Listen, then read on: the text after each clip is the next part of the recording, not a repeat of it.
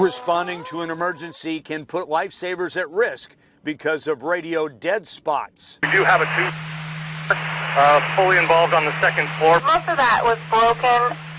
I only caught the last part. Wahoo's EMS director, Grant Anderson, responded to that scene. When our fire chief cannot communicate to dispatch what we have while we have firefighters in the house, then we're taking a lot of risk and a lot of burden on relying on being able to get the adequate resources that we need.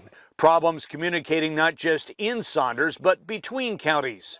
The delay from UTAN getting there is what surprised me, knowing that they are closer. First on the scene of a recent deadly crash, Valley's fire chief says Saunders' older system doesn't have direct radio contact with a newer one in Douglas County, causing a 12-minute time span before UTAN was dispatched. Would have made a difference? I believe so. I think the fire would have been extinguished faster. I think we would have been able to get extrication going sooner. Even with timely dispatch, first responders say there are spots in Saunders County that sound lonely. This isolated road is known as Devil's Slide, and it can be popular. In the summertime, reckless drivers use it for thrills. In the wintertime, they're sledding here, and there have been injuries. If called here, UTAN Fire Chief Donald Dooley needs to hit one of 6 towers. UTAN 101 to Wahoo Sheriff.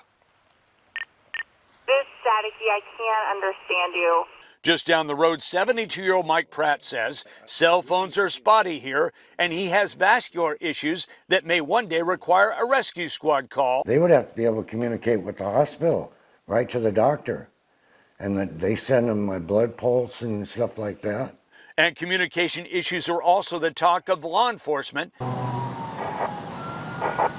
and 911 dispatchers like Jamie Bowers. There can be scary moments also if, deputies are on a call and you can't get a hold of them because they're being walked over or they're just in an area that you can't reach them. 13 fire departments and a half dozen law enforcement agencies rely on the same outdated radio system. It's the equivalent of having a 4-lane highway going into a 1-lane bridge. We can only have one car at a time, and we can only have one person talking at a time. Motorola submitted a $10.5 million bid for a new communication system the Saunders County Board let expire without action. Yes, it will be higher because we didn't go with that quote. But we need to look at paring it down to what we can afford, what our citizens of the county can afford, instead of all tax dollars continuing to rise. Board Chairperson Doris Karloff wants to spend no more than $6 million if the feds allow $4 million in COVID relief money and the rest from an inheritance tax fund. You think you can get an adequate radio system cheaper? I think we can. And I think we have to work at it, and I think that's what we're doing.